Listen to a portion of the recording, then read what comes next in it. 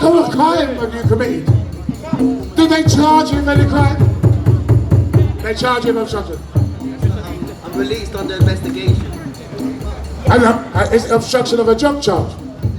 So we've told you about SUS, where they didn't need a victim and they didn't need a witness. We forced them to do away with SUS after the 1981 Brixton uprisings and the Lord Scarman inquiry. They're bringing back SUS through the back door. They got this new charge now. It's called obstructing a drug search. Let me tell you who they charge with obstructing drug search. People that they've stopped, searched, and they didn't find no drugs on them. Now, how is it that any court in the land can accept that you are obstructing a drug search when they didn't find any drugs on you after arresting you and conducting the search? This is not possible. This is foolishness. This is institutional racism in action. And it's not just the police, it's the courts and the CPS. It's the whole entire system. So right now I'm going to allow Neomi and my brother to tell you what happened to them. But this is the up-to-date 2020 version. Neomi, give him a touch. Hello everyone, my name's Neomi Bennet. Hi, I'm a registered nurse. Firstly, thank you. Firstly, I would just like to thank the Creator for giving me the opportunity to have got through my trauma and my ordeal last year. And it started when I'd been to work as a nurse in a hospital, finished work. My dad, who's a musician, invited me to listen to him doing an open mic. So we did that. I don't drink, I drank water. Then time came for me to go home. My friend who was with me, I pulled up just outside my house off Garrett Lane. And the next thing I knew, there was actions around the car. And I could see a plainclothes person at that time telling me to get out of the car. I completely panicked. Then the next thing I knew, there was a clothed officer trying to get in my car. And I'm saying to him, I'm really scared. I really don't understand any of what's happening, because by this time they were shining torches in my car. And then my passenger got out of the car, but this time I was on my own, and this officer was telling me, you know, get out of the car, you've got something illegal on you. You know, it was just so terrible. I almost started to watch that interaction outside my body, and all I remember is them dragging me out of my car. One of them dragged me out by my head, while the one on the passenger side pushed me out. And then I just was on the pavement, and I was thinking, this is just so unreal. As the police officers searched my car, they found a bottle with water in it, and 8 officers worked around this bottle examining what was water. I was so confused, because they were saying, something is not adding up. Something is not adding up. And I'm saying, but I'm just a nurse, I'm going to go home, the hospital I work at is just down there. I can give you the phone number. No, something is not adding up.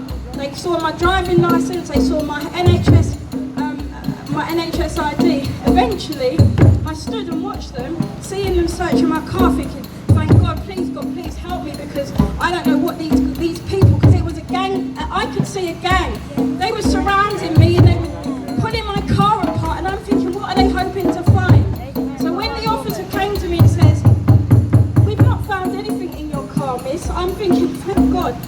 But you know what, you took too long to get out of the car, 6 minutes in total. You're not going anywhere today. And what these folks did, they took me in a van. I'm still confused, like, what is happening?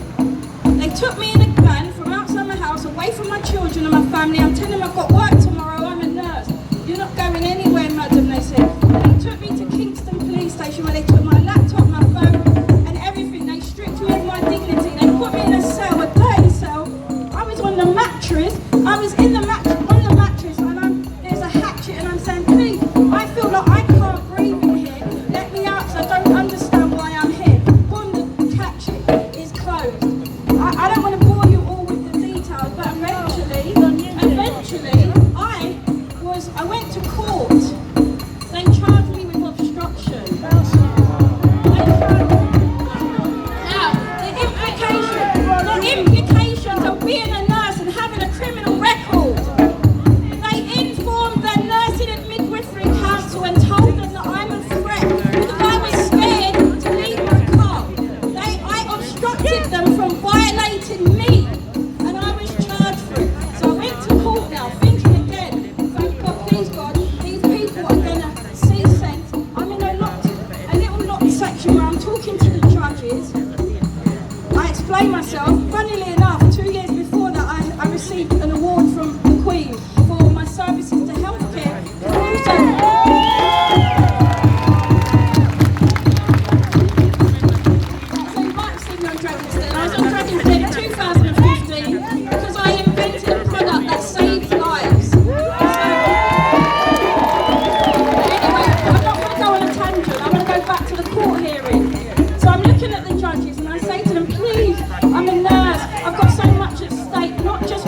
my business, my children, my family. I did not mean to offend your officers. The judges looked at me and they said,